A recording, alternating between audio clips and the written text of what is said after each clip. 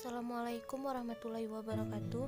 Nama saya Yulia Santaufani, saya dari Prodi Ilmu Al-Quran dan Tafsir.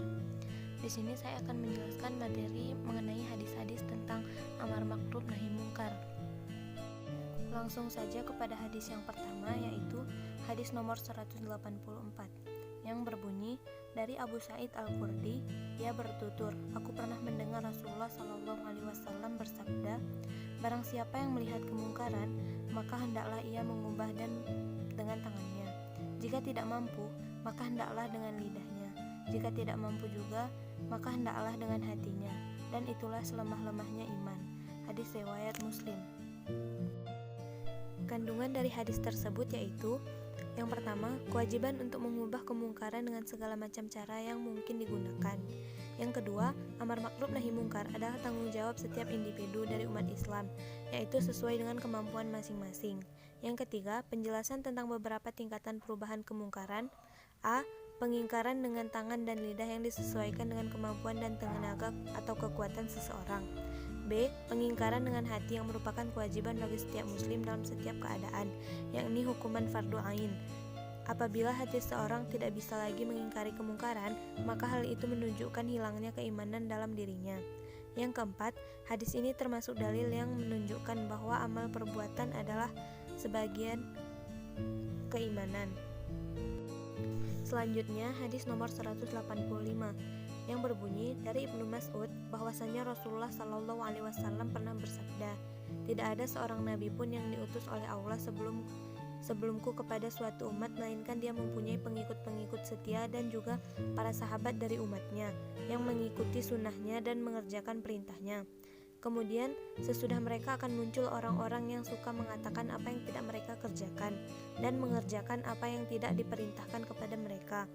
Maka barang siapa memerangi mereka dengan tangannya, berarti dia seorang mukmin, dan barang siapa memerangi mereka dengan hatinya, maka dia pun seorang mukmin, dan barang siapa yang memerangi mereka dengan lidahnya, maka dia juga termasuk orang mukmin. Dan setelah itu tidak ada lagi keimanan meskipun hanya sebesar biji sawi." Hadis riwayat Muslim. Kandungan dari hadis tersebut yaitu: yang pertama, sesungguhnya Allah Subhanahu wa Ta'ala mempermudah para nabi dengan hadirnya atau adanya orang-orang yang ditetapkan mengemban risalahnya, yakni sepeninggalan mereka. Yang kedua, siapa saja dari hambanya yang menginginkan keselamatan diharuskan mengikuti manhaj atau sikap atau jalan hidup para nabi dalam upaya berdakwah di jalan Allah. Sebab setiap jalan hidup selain jalan hidup mereka adalah kebinasaan dan kesesatan. Jalan keselamatan yang dimaksud ialah jalan para nabi hingga menuju keridhaannya, sebagaimana telah dijelaskan dan diterangkan rambu-rambunya oleh Nabi SAW. Yang ketiga, perintah untuk memerangi orang-orang yang menentang syariat, baik dengan ucapan maupun perbuatan.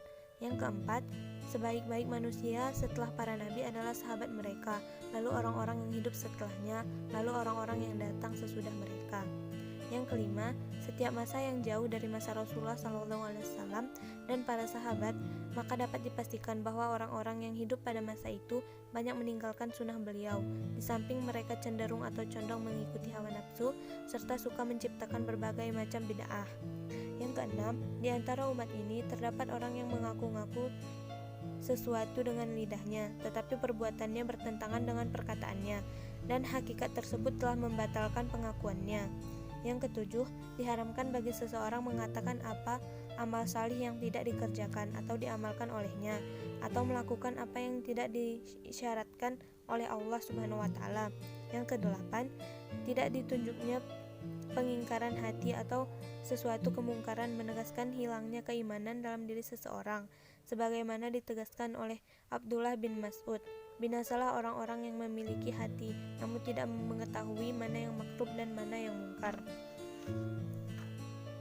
Selanjutnya, hadis nomor 186 yang berbunyi dari Abul Walid Ubadah bin Asyamit bahwa dia bercerita, "Kami berbaiat kepada Rasulullah SAW untuk senantiasa mendengar dan mentaati pemimpin kaum muslimin, baik dalam keadaan sulit, lapang, semangat maupun dalam keadaan yang tidak menyenangkan, serta ketika hak-hak kami dizalimi. Kami juga berbaiat kepada beliau untuk tidak menentang perintah dari yang berhak mengeluarkannya, kecuali jika kalian melihat pelanggaran atau kekufuran yang nyata dan pada kalian ada bukti-bukti dari Allah menyangkut hal tersebut. Dan kami berbaiat untuk selalu berkata benar di mana saja kami berada, tanpa merasa takut terhadap cemoohan orang-orang yang mencela dan menjunjung tinggi agama Allah.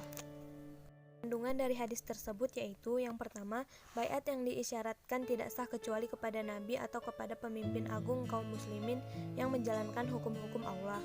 Sementara baiat selainnya seperti kepada para syekh, kaum sufi atau kepada pemimpin kelompok-kelompok Islam, semua itu termasuk baiat baru, bid'ah, tidak sesuai dengan sunnah, yang tidak berdasarkan sama sekali.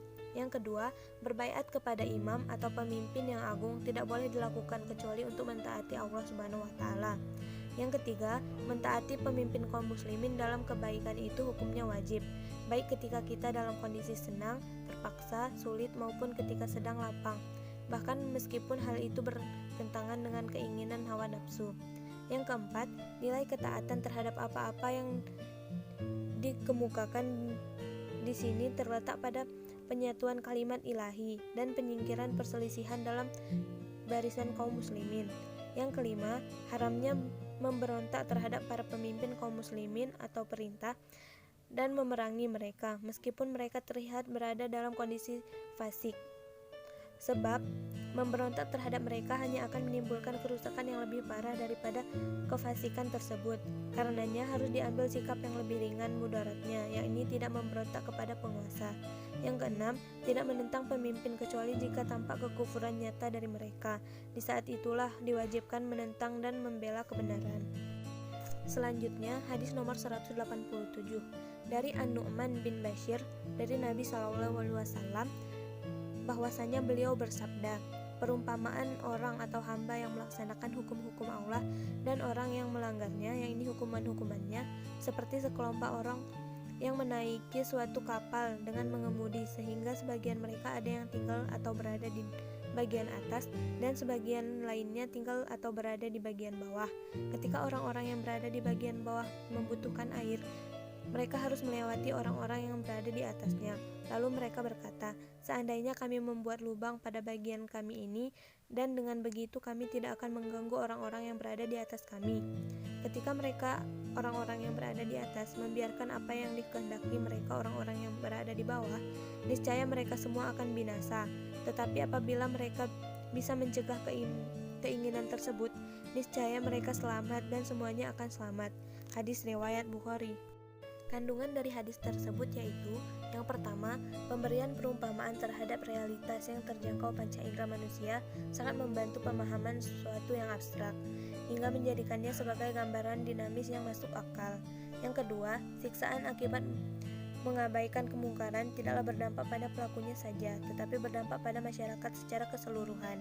Karena siksaan ditimpakan terhadap segenap orang akibat dosa yang dilakukan oleh orang-orang tertentu, yakni kalau mereka tidak mau mengingkari dan mencegah suatu kemungkaran. Sungguh, kebinasaan sebuah masyarakat disebabkan oleh dibiarkannya hidup para pelaku kemungkaran yang suka berbuat kerusakan di muka bumi ini. Yang ketiga, setiap kemungkaran yang diperbuat seseorang di masyarakat tidak lain adalah suatu pelanggaran yang membahayakan dan mengancam keselamatan diri mereka sendiri.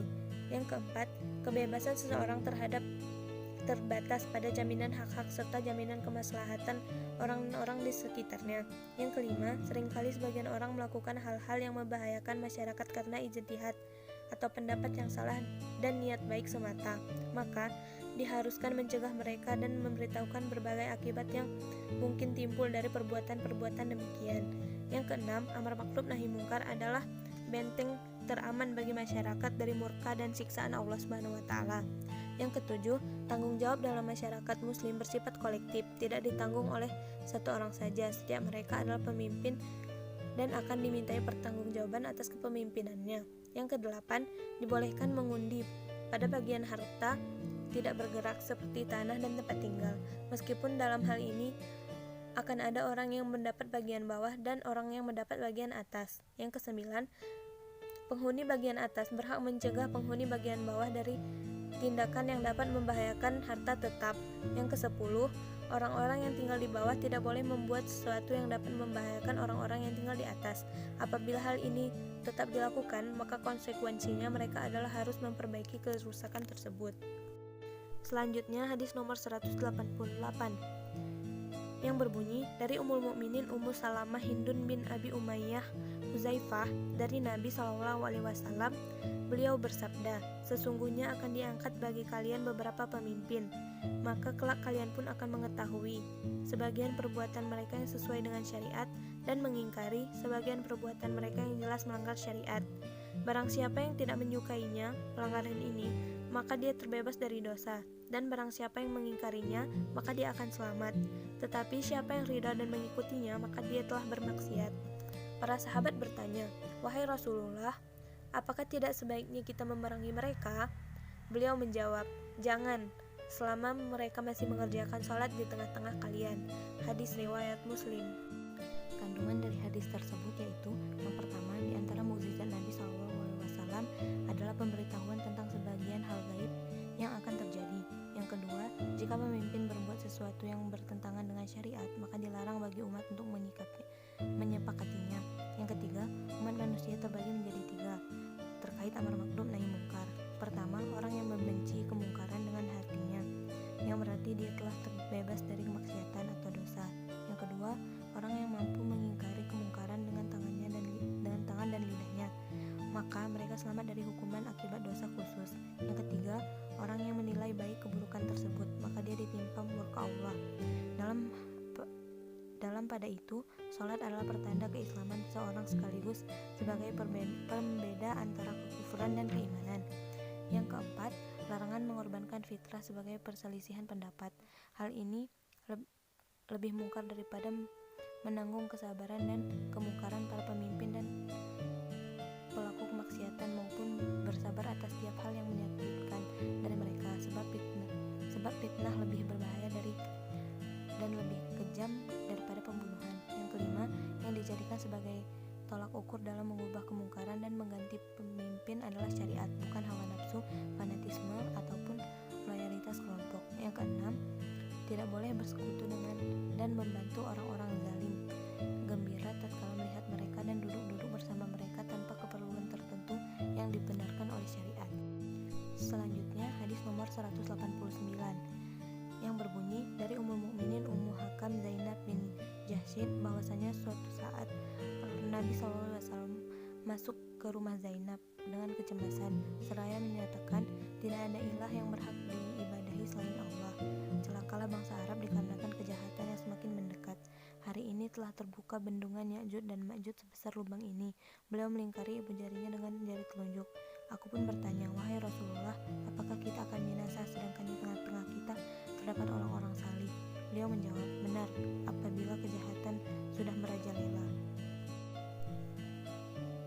Kandungan dari hadis tersebut yaitu, yang pertama, kecemasan tidak boleh melalaikan hati mukminin dari berzikir. Kita harus selalu berzikir kepadanya pada saat ditimpa ketakutan, sebab dengan berzikir hati akan menjadi tentram. Yang kedua, keluarnya Ya'juj dan Ma'juj ialah bencana besar bagi manusia. Yang ketiga, bangsa Arab disebut secara khusus di sini karena merekalah sang pengemban dan serta pemegang panji Islam.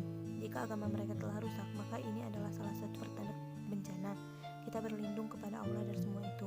Pengkhususan bangsa tersebut bukanlah karena fisik dan nasab mereka, tetapi karena mereka dimuliakan olehnya untuk mengemban Islam dan menjunjung tinggi panjinya. Maka siapa saja yang melanggar perjanjian, maka akibatnya menimpa dirinya sendiri.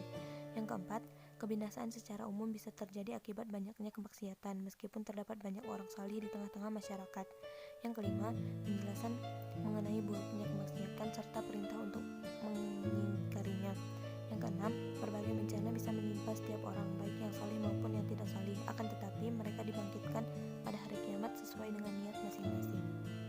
Selanjutnya hadis nomor 190 yang berbunyi, dari Abu Sa'id Al-Khudri dari Nabi SAW, suatu ketika beliau bersabda, janganlah kalian duduk-duduk di jalan. Para sahabat lantas berkata, wahai Rasulullah, kami tidak bisa meninggalkan kebiasaan duduk-duduk ini, karena kami bisa berbincang-bincang di sana. Maka Rasulullah SAW menasihati, jika memang kalian tidak bisa meninggalkan kebiasaan ini, maka berikanlah hak jalan. Para sahabat kembali bertanya, apa sajakah hak jalan itu, wahai Rasulullah? Beliau pun menjelaskan, menjaga pandangan, mencegah adanya gangguan, menjawab salam, dan menegakkan amar ma'ruf nahi mungkar. Kandungan dari hadis tersebut yaitu, yang pertama, jalan adalah hak milik bersama di antara kaum muslimin. Jalan tidak boleh dimonopoli oleh sebagian orang, tidak boleh diputus begitu saja ataupun dipersempit secara sepihak, karena yang demikian bagian dari hak kepemilikan umum. Yang kedua, dibolehkan duduk-duduk di jalan dengan syarat-syarat tertentu sebagaimana ditetapkan dalam hadis ini. Yang ketiga, diharamkan melihat aurat kaum muslimin. Yang keempat, menundukkan pandangan, menyingkirkan gangguan, menjawab salam, menegakkan amar ma'ruf nahi mungkar, itu adalah kewajiban. Yang kelima, seorang muslim sepatutnya selalu sibuk dengan aktivitas yang bisa memperbaiki diri sendiri dan masyarakat sekitar kita, bahkan ketika dia sedang duduk-duduk ataupun saat sedang tidak sibuk. Sungguh suatu umat atau negara atau bangsa yang warganya selalu berbuat demikian pasti akan meraih keberuntungan, juga keberhasilan dan kemenangan. Begitu pula sebaliknya. Yang keenam, dibolehkan merujuk kepada seorang ulama ataupun pemberi mufti guna mencari kejelasan mengenai perkara yang belum dipahami, pun tatkala membutuhkan penjelasan dan penegasan hukumnya. Mungkin hanya sekian penjelasan dari saya tentang hadis-hadis yang berkenaan dengan amar ma'ruf nahi mungkar. Lebih dan kurang saya mohon maaf. Terima kasih. Assalamualaikum warahmatullahi wabarakatuh.